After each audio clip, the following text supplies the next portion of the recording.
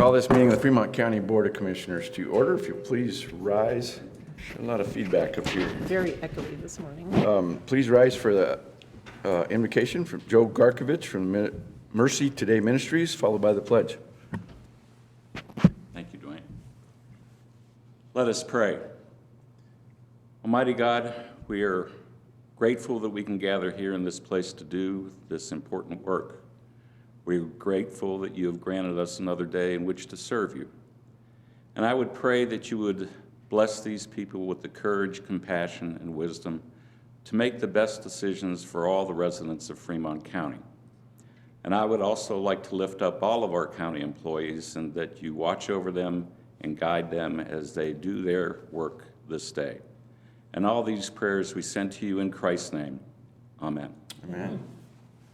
I pledge allegiance to the flag of the United States of America and to the republic for which it stands, one nation under God, indivisible, with liberty and justice for all. Thank you, Joe. Roll call, please. Commissioner McFall, Present. Commissioner Bell, Present? Commissioner Grantham, Here. County Attorney Bellis, Present. County Administrator Carochi, Present. Planning and Zoning Director Victoria. Present. Thank you. Move on to approval of the agenda. Mr. Chair, we do have one addition to make to today's agenda as follows. Under the consent agenda, item 7, scheduling public hearings, it says none. We actually are scheduling one public hearing. This public hearing is a zone change number 23-003, TK Processing at 1910 North Street for April 9th, 2024 at 9:30 a.m. This would change the zone at that address from agricultural estates to industrial. It also would include a final designation. So with that change, I move to approve today's consent agenda. We're on the agenda, ma'am. The agenda, Thank you. yes. Second. It's been moved and seconded to approve the agenda. Any further discussion? Roll call, please. Commissioner Bell, Aye. Commissioner Grantham, Aye. Commissioner McFall, Aye. motion carries. Now we will move to the consent agenda, which, just a note, added the amendment that Commissioner Bell just mentioned, that we are scheduling a public hearing for April 9th at 9:30 for T&K Processing. And Mr. Chair, with that change on the consent agenda, I move to approve the consent agenda. Second. It's been moved and seconded to approve consent agenda. Any further discussion? Roll call, please. Commissioner Grantham, Aye. Commissioner Bell, Aye. Commissioner McFall, Aye. motion carries. Thank you. We move on to staff and elected officials reports. We'll start with the County Administrator, Tony Croce. Good morning. Good morning, sir. Good morning. Good morning, everyone. Good morning. So I will start off with the following job opportunities that we have posted at Fremont County. We have an ongoing posting for our detention deputies at the Fremont County Sheriff's Department. We have a maintenance worker posting for our facilities department. And at the Department of Human Services, we have two openings, or two postings rather, adolescent ongoing caseworker and an elementary school age caseworker. For more information about employment opportunities with Fremont County, please go to our county website at fremontcountyco.gov, or you can call our HR department at 719-276-7409. We've set our dates for the Fremont County cleanup campaign with Twin Enviro Landfill. The dates will be April the 8th, 2024 through May 17th, 2024. Vouchers will be issued to residents of unincorporated Fremont County, and there is a limit of 1 voucher per address. No televisions, microwaves, or electronic appliances are allowed. Vouchers can be picked up at the Fremont County Administration Building on the main level, room 106, beginning April the 8th. We will also be partnering with 3R Technologies again this year to provide an electronic recycling event that will be held on May 25th from 9 a.m. to 12 p.m. At the Department of Human Services parking lot. You can contact us at 719-276-7409 with any questions or concerns you have. And then finally, Department of Transportation bid. Our Fremont County Department of Transportation is accepting sealed bids for our 2024 project materials to include bids for aggregate chip, asphalt, and tack oil, emulsion, and dust suppression materials. Sealed bids must be received by 1 p.m. this Thursday, March 14th, 2024, at the Fremont County Administrator's Office, which is located at 615 Macon Avenue, room 106, Canyon City, Colorado, 81212. Sealed bids need to be submitted on the bid sheet supplied, be signed, and contain completed contact information. We look forward to reviewing your bids for our 2024 project season. And that is all I have, Mr. Chair. Thank you, sir. Any questions for Mr. Croce? No questions, but I would add, just to what he said about the material bid requests, that information is all available on our homepage, as he said, at fremontcountyco.gov. So you can go there, click on any of those, and get the information. Thanks, Tony. All right, now we'll turn to anyone else up here that has anything they would like to talk about. Commissioner Bell. Thank you. I would just give a quick update. We had mentioned at our meeting last time that our offices were going to be closed for a week to replace carpet. Well, we've had a little bit of an issue.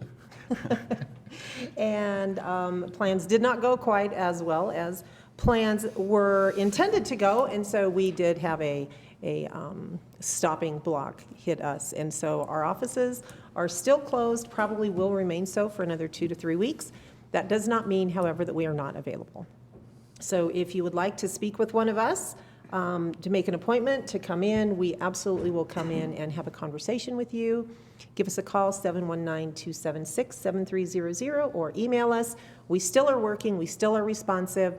We may be found anywhere in this building. We may be found nowhere in this building at any particular moment in time. So an appointment is very, very important, but we are still more than happy to meet with you. And for all of our employees and perhaps future employees, our payroll is continuing on as usual out of the administration room. Kathy can be found in room 106 instead of 105 for the duration. Thank you, Mr. Chair. Thank you. Commissioner Grantham. Well, thank you, Mr. Chair. So I was just looking through our list of bills that we talked about with CCI on Friday, and I would be here all day if I started going through some of these and the badness. We are at the halfway point, so we're on the downhill slide of the legislative session up in Denver. I think actually halfway was Saturday or Sunday of the 120-day session. So that's the good news. The bad news is most of the bad stuff happens in the last half of the sessions. So we'll wait and see what else they come up with to try to do. Obviously, the biggest thing that we still have in front of us that's been very concerning for us last year and this year is the land use bills that they have already introduced and other things that they have planned. These land use bills would effectively take away local control from cities and counties and make it much more difficult for local entities and local constituents to have a voice and have a say in how their community shapes and what it looks like and how land is used and how their neighborhoods look. Some of this goes into the realm of allowing ADUs, which is accessory dwelling units, as a use by right in some zonings. This doesn't affect us so much as far as the county goes.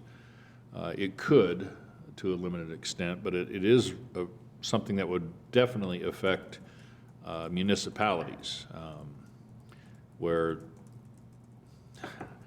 I don't want to be too, I guess, facetious with it, but I think it could almost be like putting tough sheds in the backyard and putting a family of 4 in a tough shed. That might be overstating it a tad, but that's effectively the size of these things and what you'd be allowed to do in some municipalities that are already stretched to the max with their infrastructure, utilities, roads, etc. So that it's very problematic when we take that right to self-determination and local control here on the local level and take it away and give it to the states, and they tell us how we are to develop, regardless of what we want our towns to look like and what we want our development to look like. Many others that I won't spend time on. I've spent time on in the past, the Second Amendment bills, Mr. Chair, and I know they had a long hearing or long floor battle on one of those bills yesterday in the House, but they are still there. There is an interesting one that has to do with reducing aviation impacts on communities. This is House Bill 1235. I know our Airport Advisory Committee is very concerned about that and watching it closely. It's supposed to only affect the metro counties and the airports up there, but as we've learned through many other situations in the past, these things tend to creep out into our neck of the woods after a while.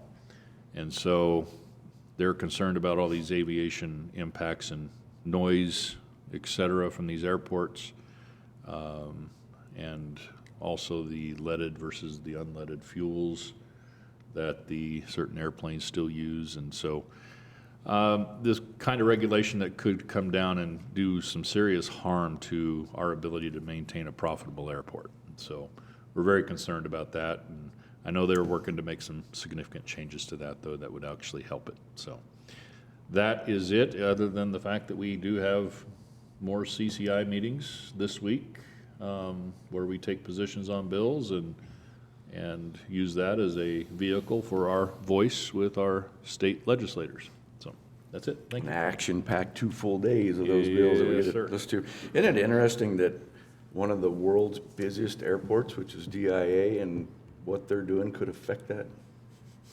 tremendously? Right. It's Exactly. amazing what's happening in Denver. Just real quick, and this is probably news for everyone up here too, we constantly talk about PIL, payment in lieu of taxes, which is money that we get from the federal government for the public lands in our counties.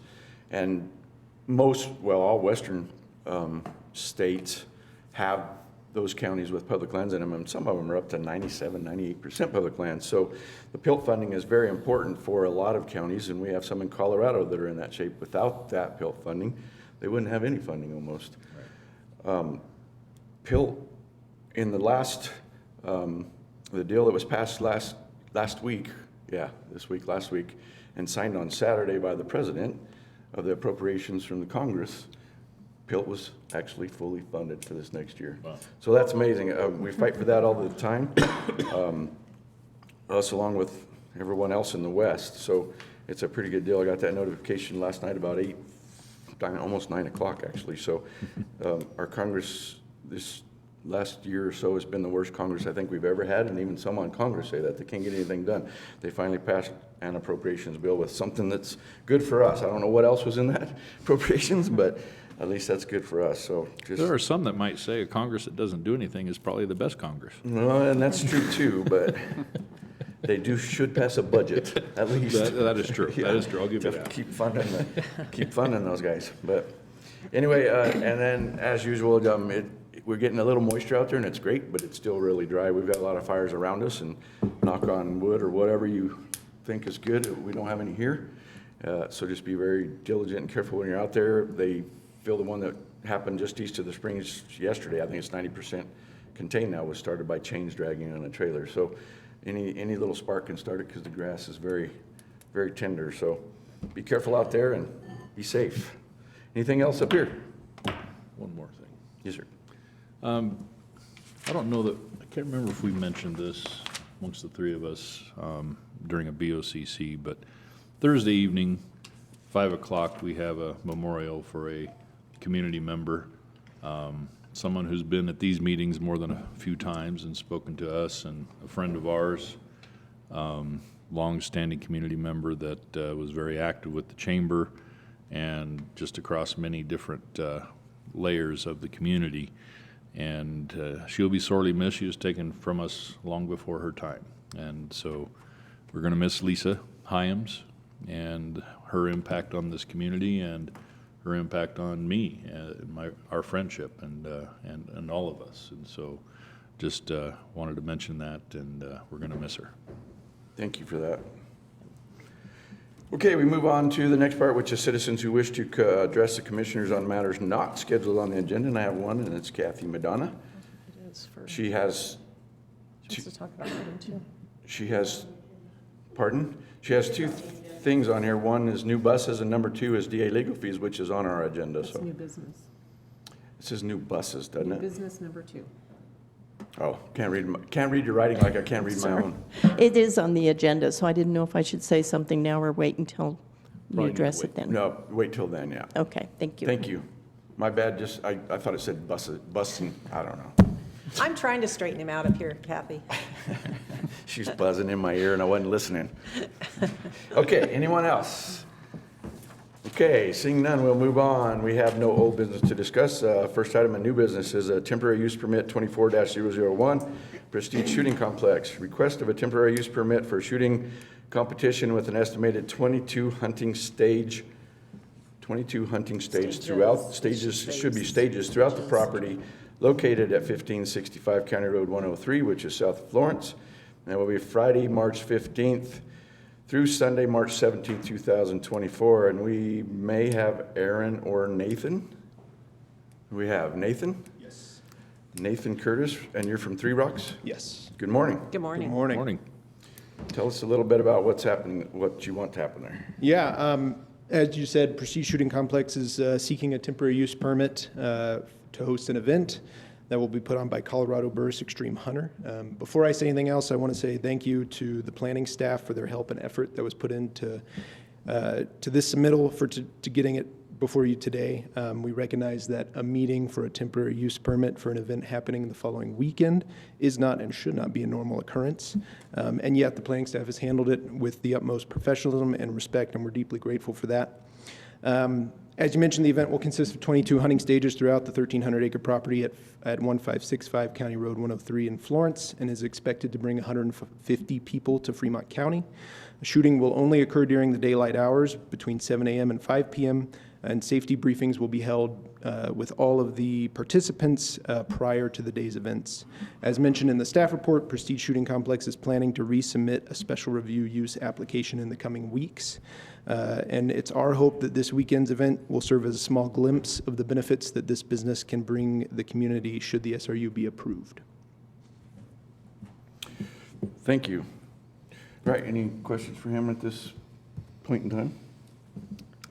No, just a comment. I appreciate your comments as far as the non-timeliness of this process and what we've been going through. And I won't take the time. I'm not going to shoot the messenger, so to speak. We'll have other comments on that, I'm sure, before the end of this. But thank you for that. Yeah, so speaking of that, you work for Three Rocks Engineering, who's doing work for these guys. Are you also speaking for these guys? Well, we do have Representative Arlette Brown who's here on behalf of Prestige, but right now I am speaking on behalf of them. Okay, because I think there would be some questions pointed towards the applicant. Okay, right now I'll turn to get a staff report from Dan. Good morning, Dan. Hello, everyone. So in front of us we have TUP 24-001 Prestige Shooting Complex. This event is scheduled to be to take place from the 15th through the 17th. The purpose: the applicant is requesting a temporary use permit to allow for a 3-day shooting event. Colorado Burris Extreme Hunter will be putting on a competition with an estimated 22 hunting stages throughout the property, with target distances that range from 200 to 900 yards. The event is scheduled for March 15th through March 17th, 2024. The event times are as follows: Friday from 6:30 a.m. to 5 p.m., Saturday 6:30 a.m. to 4 p.m., and Sunday 6:45 a.m. to 1 p.m. This event is expected to have 150 attendees. Friday will host the Rimfire Hunter Match from 8 a.m. till noon, with high-power hunting rifle side-in occurring afterwards. Saturday and Sunday will feature competitors completing 10 stages per day. High power, as defined by the NRL Hunter website, is a minimum of 6mm or .243 caliber. The recommended round count for this event is 88 to 176 rounds, depending on proficiency, but is recommended to bring extra ammunition for getting velocity and zeroing your rifle on that day one. The applicant has submitted a copy of NRA gun safety rules as a guiding document for safety protocols on the property. The location, the street address of this event is 1565 County Road 103 in Florence. This property, per the assessor's land use records, consists of 1,363 acres. The background, this temporary use permit is the first application we have received for this location. The applicant has submitted an incomplete special review use application for a rural recreational facility to allow for firearms trainings and events to the department. Once they were made aware of the required documents, they have been actively working on supplying the additional materials so it would be considered a complete and eligible application to be reviewed. The property is zoned agricultural forestry, and in every direction it's agricultural forestry. Drinking water, Parisia Precision Rifle Club will provide drinks and snacks per the application. Participants will also be responsible for food and water. Dennerella Hunter indicates that lunch is being provided. However, the applicant has indicated in writing that no lunch will be provided, and the website is out of touch. It needs to get updated. No vendors. For chemical toilets for the sanitation plan, 3 chemical toilets are proposed, and a chemical toilet permit approval is part of this application. This event will have a pack-in, pack-out policy with post-event cleanup and designated trash cans per the application. Originally, no trash can locations were indicated on the site plan or contracts provided from a trash provider. However, yesterday I received an updated site plan showing trash can locations and an email explaining that the individual running the event is going to be disposing of the trash personally. For toilet placement, location has been provided. Parisian Precision Rifle Club privately owns the chemical toilets that are to be used, and they have provided a contract with Prime Dumpster for pumping services. So most folks we deal with don't personally own their chemical toilets, so sorting that out. So do they. For the emergency plan, 2 medics will be on site with first aid equipment. Should anything happen that is beyond the capabilities of the on-site medics, phone service will be available to call 911. The on-site medics have 22 years experience in the military as tactical casualty combat care medics. So they seem pretty well covered for medical. For fire protection, the subject property falls within the service area of the Florence Fire District. We have received an approved fire protection plan signed by Chief Ritter with the following recommendations. A fire extinguisher or method to control any fire located at each station. They would prefer to have a safety officer on site who could guide emergency vehicles to the emergency location. And on-site parking to allow for emergency vehicle ingress and egress. On that revised site plan we received yesterday, they show emergency vehicle access points and location for emergency vehicle to be on site. So they've taken care of that. The property is not in the floodplain. Access will be from County Road 103. It has been noted by code enforcement during an inspection for this TUP that there was additional access points that did not have permitting. We recommended that 3 access permits would be needed to obtain, or those additional access locations would need to be abandoned. The applicant has indicated in writing that the additional access points will be abandoned. So they've addressed those concerns. They weren't aware that an access permit would be required.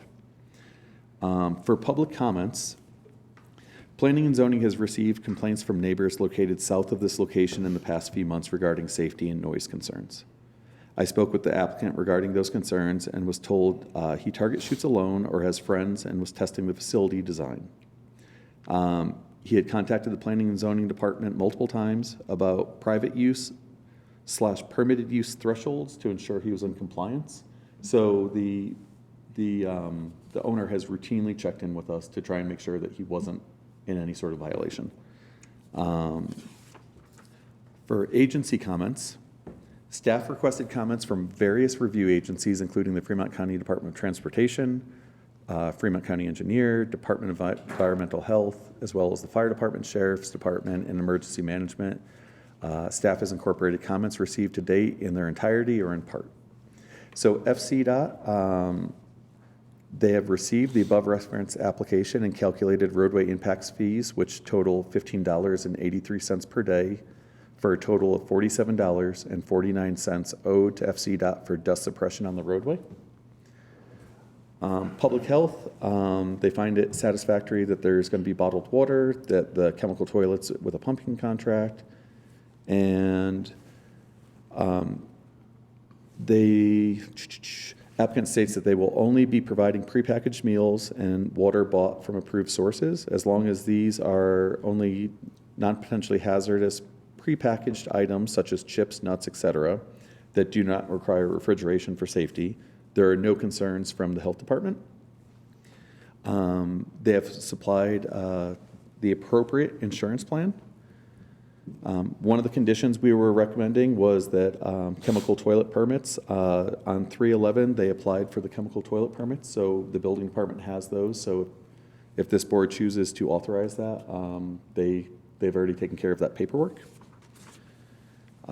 As a contingency, the approval for chemical toilets. We have a waiver request of a surety bond. And for department recommendations, having found the application is in compliance with the requirements of the Fremont County zoning resolution, staff recommends approval of this temporary use permit application with the following contingencies/conditions. That this board approves the waiver of the surety bond, approve the use of chemical toilets. We originally had complete the chemical toilet permit, but that's been completed. Fire suppression options at every stage, per Chief Ritter. We have received the updated site plan showing the marked location for emergency vehicles on a site plan, so that has been taken care of. And pay the FCDOT roadway impact fee of $47.49. And that is all I have. Okay, thank you, Mr. Victoria. Any questions for him right off the bat? I think this is more of a comment. They claim that those other accesses off the county road are going to be abandoned. Yes, sir. As of yesterday, they weren't, because there were fresh tires going in many of them, because I was there. So I think that's something that's pretty important out there. I counted at least 5 and probably maybe 6 places where they went off of the county road in there, and recently, because it was after the moisture, which was this weekend. So they haven't yet abandoned those, but it's very important that they do, especially since they said they would. The other thing too, and this was all mentioned at the start of it, but the untimeliness, as Commissioner Grantham put it, but yeah, the toilets were applied for yesterday. It's almost like, I guess let me preface this with, I'm a shooter. I'm an NRA life member. I shoot, I hunt, I love it. I'm not against it whatsoever. But it seems to me like there was a lot of this that was going to happen until they got caught, and then it was like, last minute scramble to make an application, and or it wouldn't have been done just yesterday. So with that being said, I appreciate the effort to get these things into us, because when we reviewed this a couple days ago, there was a lot of this stuff not here, and so it was kind of a question. But I don't think anybody up here would be against something like this, but trying to skirt what seems to be skirting the regulation is not cool, actually, in my opinion. But anyway, any other comments or questions? So I would add to that just a little bit, a word of explanation, not only for you, but for the public as well. We often get questions on why do I even need a permit for this? I think this explains perfectly why we need a permit for this. Fremont County government is here to protect people.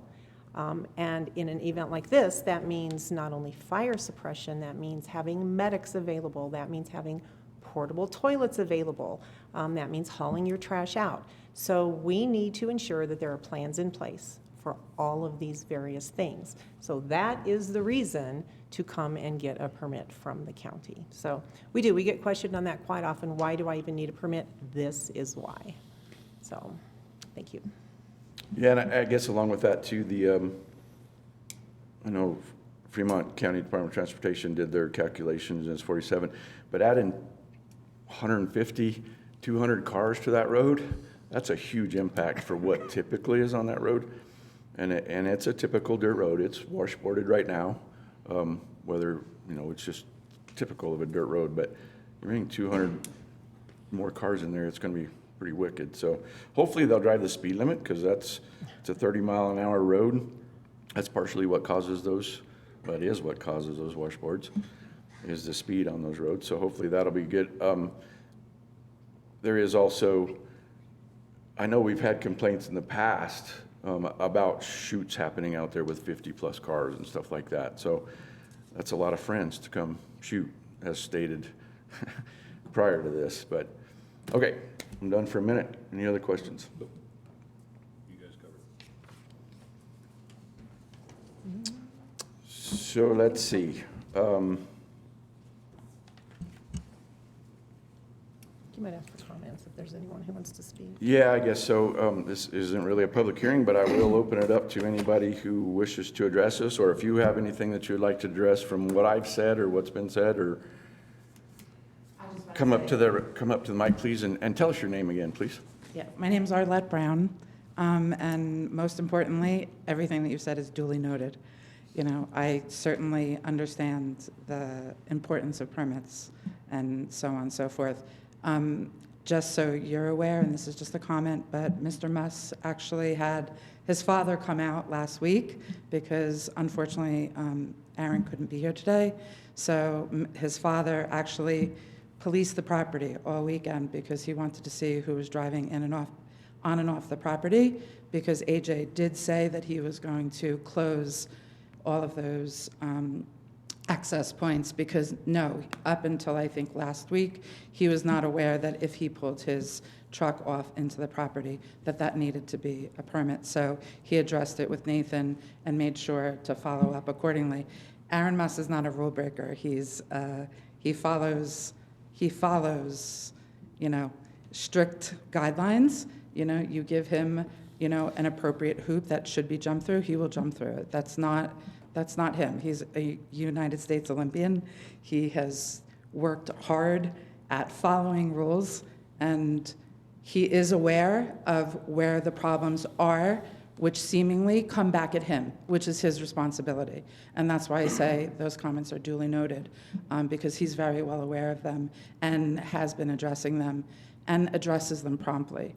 I know I will call Jonathan Muss and tell him again, because I know he was there on Saturday and Sunday making sure that no one, and I know he even called Aaron to find out where the access road was to drive in from someone else's easement that he had permission to drive into the property. So again, he is learning, you know, obviously, you know, the access points and things like that he was not aware of, but he is addressing them immediately, because I know there was a question of the abandoned, of how to abandon them. Does he put some stakes there? Does he put some orange construction fencing, and so on and so forth? So anything that's appropriate that is asked of him, he certainly will, you know, jump to it. And his father is here in Colorado now. He's actually outside, just making sure if there is something that needs to be addressed, that he does address it. So again, you know, the comments about permitting and things like that, it's all duly noted, and it doesn't fall on deaf ears. I will lay out the picture for the two commissioners. It's a county road with no fencing on either side, so it's very easy to pull off anywhere. Yeah, I went There's there nothing just so I would stopping know that, what you yeah. were talking about, so Yeah. I made sure. I also walked the property quite a bit just to make sure, you know, as far as like, you know, trash and things like that. I think the only other thing that Aaron asked me to make sure that you knew was that they reserved an event center in Florence, the Pathfinder Park and Event Center, to make sure that, you know, the food and things happen down there at that event center. Because again, he's not a rule breaker. He wants to make sure that everything is followed.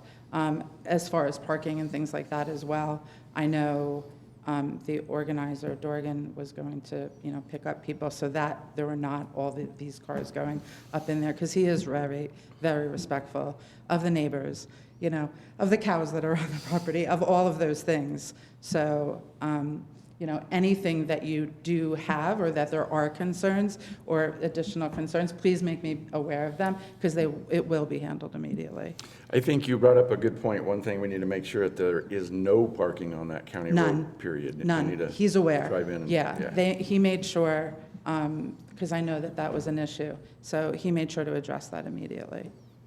And I guess that kind of been doom and gloom. I will say it's an awesome looking place out there. I mean, the way it's set up, it looks It's a safe. perfect place for, Yeah, there are homes This kind of an near, event. but not in the shooting paths, which is great. He's I very think, so. security conscious, because even last night, I met with one of the medics, just to go over some things, just so I was prepared. It was more an informational thing for me, so that I could understand, because obviously I have to make sure that AJ is protected as far as, liability and insurance, and most importantly, taking care of the participants and making sure that all of, the rules are followed. And again, fire is a big thing, so, we want to make sure all of that is handled. I wanted to make sure that I have the phone numbers of everyone to get in contact with prior to the event. And as I said, AJ will be returning on Friday, but his father is here to make sure that everything is done, as appropriate, if so approved. So I thank you for your consideration. And thank you for that. Just to add on, as far as the road and the access, that helps. That's kind of what I figured from the Kinda see it discussion. right there is where it is, the whole property. Right. Just about. And just to kind of add emphasis onto it, I think with the potential for moisture over the next few days, the access from anywhere you like kind of driving onto the property does not help our county roads and the No, I can edges see and that, yeah. so if we have single access points with the, depending on what the weather's going to be like, it would be much better, Understood. much better. Thank you. Thank you. Thank I you. do have a quick question. It's Yeah. more of an event question and not an actual permit question. Yep. But I understand that this has been marketed around the country and that you're expecting a lot of folks to come in for this event. Is that accurate? Not to my knowledge. So AJ had, up until I think maybe last week, didn't have a lot of knowledge of what was being put out there in the media. We know now what's going on, and AJ has a brand-new protocol that no one is to post anything that represents him, prestige, his name, his reputation, because he's not okay with that. His father actually combed the internet, so I think I know exactly what you're talking about, because I now have it all. And I've personally made phone calls to the organizer, to the organizer's brother, to a gentleman by the name of Jeremy Swanson, and I've been very stern in saying there is nothing that gets posted regarding Aaron's name, the facility, without prior approval and sign off from Aaron, because he was not aware of a lot of those things. He's busy. He's not on the internet very much. He's very busy. So, a lot of those things were not okay with him. Yeah. So one of the clarifiers I might be able to add to that, there was a co-sponsor that's been assisting Aaron with this event and kind of had some liberties that Aaron wasn't aware of. But the event itself is a larger ranked event where competitors go to multiple states and do compete. So the event itself is top notch. This facility looks like it would be phenomenal, but it's just Aaron wasn't aware of some of what may have been going on or advertised. So thank you for that. Ironically, I didn't bring that up to scold anyone. I No, was it's a good simply thing. going to make the point Yeah. that this could be a great thing for our local community, which has nothing to do with the permit. It's not something we consider, but I did just want to make the point that if there are people coming in from outside, they're going to be staying, they're going to be eating food, they're going to be seeing Fremont County and everything that it has to offer. And so that actually could be a really great thing. Yeah, for AJ everyone just here. wants to make sure that in the future, that anything that is put out there regarding an approved permitted event and permitted use, that he's seen it first, so that there's no misunderstandings about, camping or where it is, because to my knowledge, there was an issue about that where it was really, the business was being sent down to the local camp, they were directing people where to go. And he just wants there to be clarity going forward. It's a lesson learned, obviously, So, to your point, these things are great for the community, when they're done appropriately, but he wants to have 100% knowledge of anything that's put out there that is his responsibility. Because he And does we take- appreciate He that. does Yeah. take that Okay. seriously. So is the property south of that road where there's a tent that's half set up in a camper? Is that part of this property as So well? that, because I walked up there to see what they were talking about, there are a couple of little tents, but that has nothing to do with this. They've been there for, I guess, 8 or 9 months, and they really are for his personal use. There's a couple little tents, and then there's a little fire, with rocks around it. Because that's a for- pretty well-defined access there too. Whether it's legal or not, I'm not sure, but there's been a lot of traffic in and out of there. So we, I was going to say, I think that since might be the that's- prior. Yeah, so owner. since that's on a different side of the roadway, we have been working with Aaron to get that one squared away separately than this project. The NRL Hunter originally stated that it allowed for dry camping for this event. And the concern was whether or not that was being allowed for this event or not. Aaron has indicated that that is absolutely not part of this event. So we're working with them about that access over there and the tents and the RVs that are there. So that's close by but separate. Okay, thanks. Yeah, and there will be no dry camping there. That's crystal clear. That's one of those things that, like, as you asked about the things that are out there on the internet, he was not aware that the co-sponsor had said something like that, and it didn't want to be misconstrued that to him, there's no camping there. There's a campground down the road that they're sending business to, but there is no camping there whatsoever. That's another reason why Aaron's father came out to make sure, because he'll be there all weekend. So, those rules are going to be strictly enforced, should so be approved. So, Okay. thank you. So it's kind of switching gears. Tony, if you could scroll down on those pictures, going down, down, down, down. I just want to kind of make a point here. There. For the millions watching and any of the neighbors and such out there, you can see the targets there in the center of the picture and the nice natural backdrop of the natural backstop for this event. And so I just wanted to make that point. It was not a question, it's just the safety of what's going to be happening here is paramount, I think. Yeah, and safety is very important to Aaron as well. That's why he really went to the extent to get medics that have a tremendous amount of experience. There are going to be other medics there. They're just other people that are friends of those medics, but they're, it's extra, it's icing over and above because safety is obviously a big concern for him. Okay, so this is a permission for a temporary use permit, which hopefully it'll be a good test as leading to the special review use permit in the future.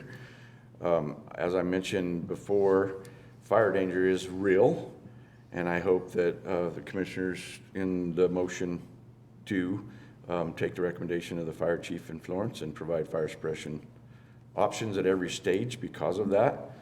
And probably around where people are parking too, because it's dry. That grass out there is very dry. So anyway, if there's no more comments or questions, I have a open for motion. Motion. I'm prepared. All right. Mr. Chair, I move to approve temporary use permit 24-001 for Prestige Shooting Complex.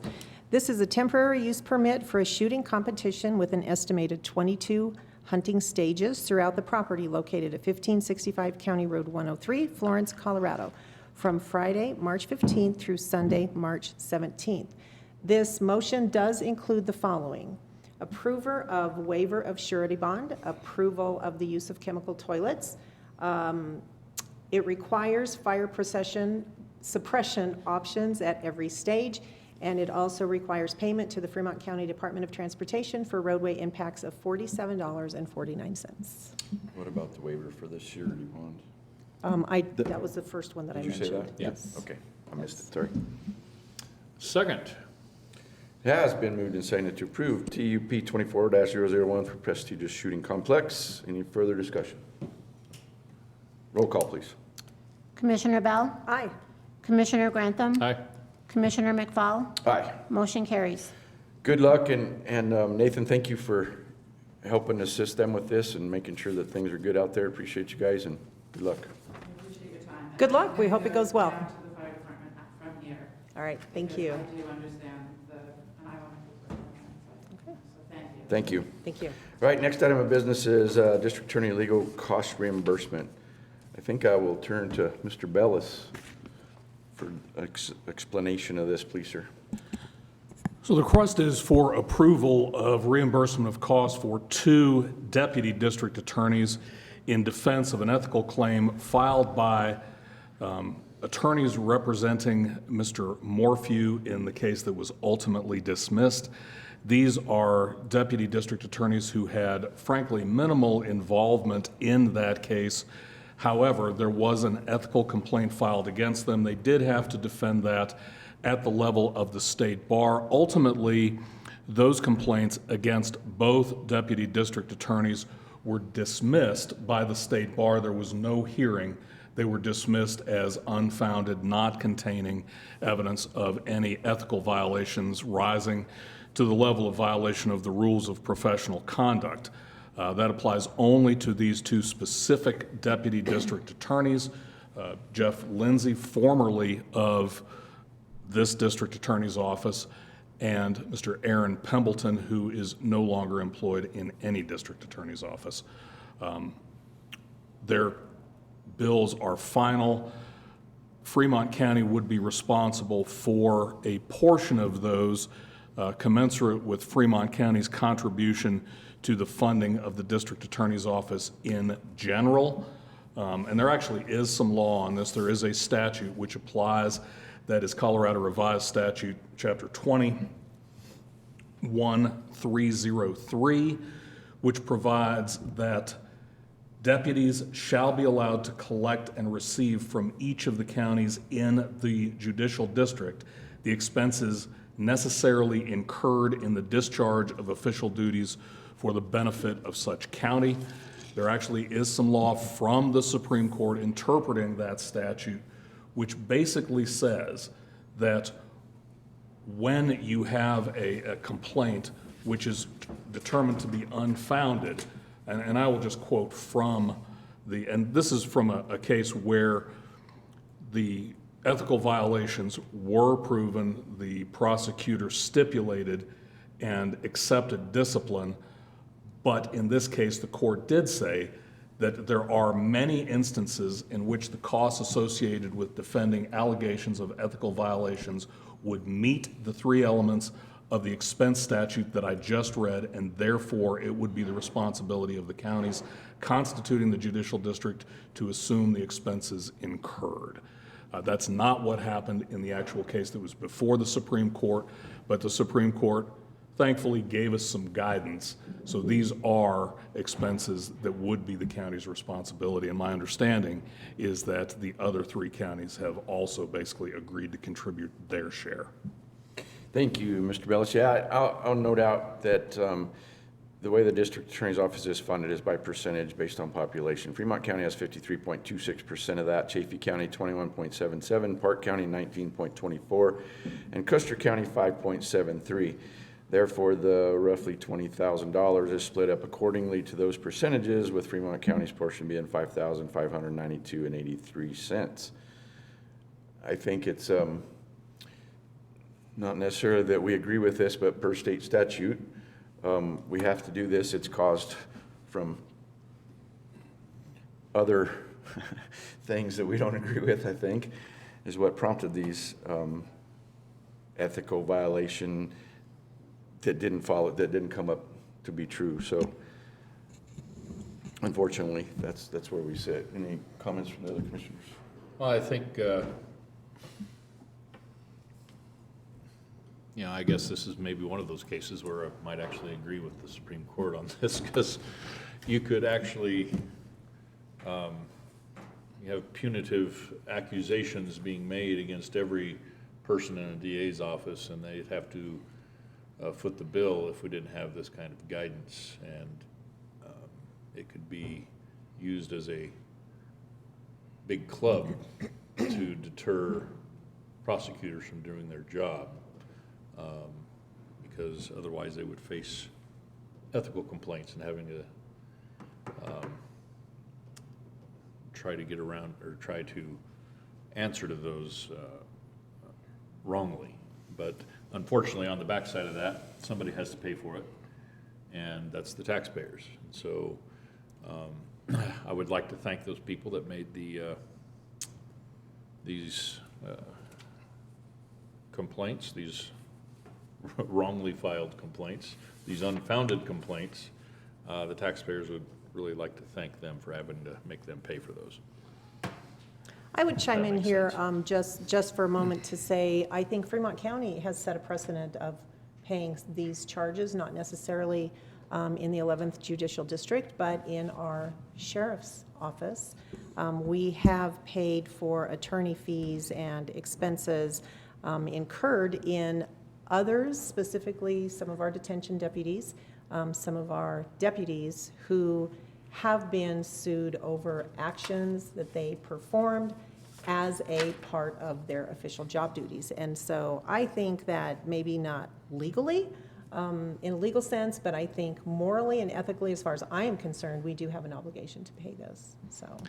And I think it's important to note that in this case, the decision to reimburse these two particular deputy DAs does not mean that in the future, if there is a request from other employees of this judicial district attorney's office for reimbursement, the county necessarily would be obligated to pay for those, because the case that I was quoting from is a case where the court spoke very clearly and said that as a legal conclusion under Colorado state law, costs that arise from recklessly or knowingly engaging in unethical conduct cannot by any standard constitute costs that are necessarily incurred in the discharge of a district attorney's official duties. And furthermore, in that case, and that case is Rybald, the name of the case is Rybald versus Board of County Commissioners of Los Animas County. In that case, the court very specifically concluded that Rybald was sanctioned for failing to perform his official duties in an extraordinarily high number of cases, and that the court concluded that Rybald's fees and costs were not incurred in the discharge of his official duties. So in the event that there's a request under those circumstances or circumstances similar to those, this board can certainly decline to reimburse those costs because they're not costs necessarily incurred in the discharge of the district attorney's duties. Thank you. Thank you. Okay, so Kathy, do you still have questions? Okay, thank you. Thank you. Okay, unless there's any other comments or anything, I'd entertain a motion. Well, Mr. Chair, I would move that we approve the Fremont County portion of the legal cost disbursement for the assistant district attorneys in the amount, what is that specific amount? $5,592.83. $5,592.83. Second. Okay, it has been moved and seconded. Any further discussion? I do know for a fact that Custer County approved their portion as well. And as Mr. Bella said, that the other two counties are considering it if they haven't done it already. Roll call, please. Commissioner Grantham? Aye. Commissioner Bell? Aye. Commissioner McFall? Aye. Motion carries. Okay, no further business before us. We are adjourned.